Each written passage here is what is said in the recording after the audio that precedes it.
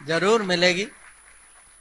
पर कुछ भी जो बड़ी चीज होती ना, बिना मेहनत के कभी मिलती नहीं। 5 देश थे जिन्होंने आपस में तय कर लिया था कि वो यूएन के परमानेंट सिक्योरिटी काउंसिल के परमानेंट मेंबर बनेंगे। अजीब बात यह है कि आप उन्हीं 5 से पूछ रहे हैं कि आप अपनी सहमति दीजिए कि ये चेंज करें, चेंज होना चाहिए और चेंज में भारत को परमानेंट सीट मिलना चाहिए।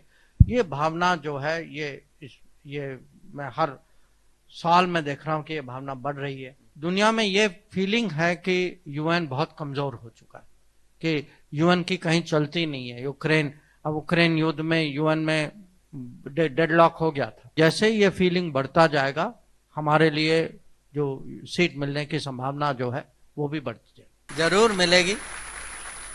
पर कुछ भी जो बड़ी चीज होती ना, बिना मेहनत के कभी मिलती नहीं। तो मेहनत भी करना पड़ेगा और इस बार थोड़ा ज़्यादा ही मेहनत करना पड़ेगा, क्योंकि अभी तक क्या हुआ है, ये यूएन की संस्था जो है ये अब करीब इसको बनते बनते 80 साल हो गए। उस समय जो है 5 देश थे जिन्होंने आपस में तय कर लिया था कि वो यूएन के परमानेंट सिक्योरिटी काउंसिल के परमानेंट मेंबर बनेंगे। उस समय कुल मिला के स्वतंत्र देश जो थे वो करीब 50 थे। अब पिछले 80 साल में वो 50 देश यूएन की अगर आप सदस्यता देखें तो 50 से करीब 200, 193, 94 ऐसा कुछ है। पर उन्होंने क्या किया है, इन 5 ने एक किस्म से अपना कंट्रोल रखा है।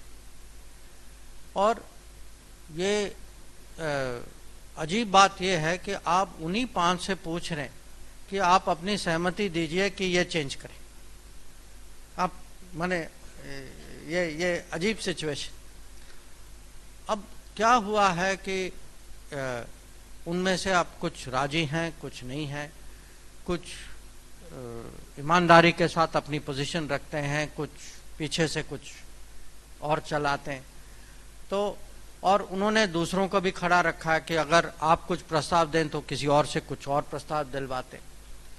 तो ये सालों से चल रहा है। पर अभी मुझे लगता है कि दुनिया में ये भावना कि चेंज होना चाहिए और चेंज में भारत को परमानेंट सीट मिलना चाहिए, ये भावना जो है ये मैं हर साल में देख रहा हूँ कि ये भावना बढ़ रही है।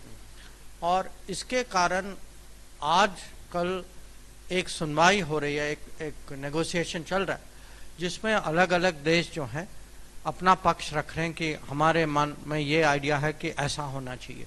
तो एक मेक्सिको का मॉडल है, एक छोटे देशों के प्रतिनिधि लिचेनस्टाइन का मॉडल है, अफ्रीका ने कुछ रखा है, अरब देशों ने कुछ रखा है। हम जो है भारत, जापान, जर्मनी और ब्राज़ील, हम 4 जो हैं मिलजुल के हमने एक प्रस्ताव सामने रखा है। तो मुझे लगता है कि इससे थोड़ी तो आगे बात बढ़ेगी, पर ये हमें दबाव बना के रखना चाहिए। और जब ये दबाव बढ़ता जाएगा और लोग देखेंगे कि जब तक ये देश नहीं आए, क्योंकि अभी दुनिया में ये फीलिंग है कि यूएन बहुत कमजोर हो चुका है, कि यूएन की कहीं चलती नहीं है। यूक्रेन युद्ध में यूएन में डेडलॉक हो गया था। अभी जो इजराइल गाजा में जो चल रहा है वहां भी यूएन की सहमति नहीं बनी इसमें।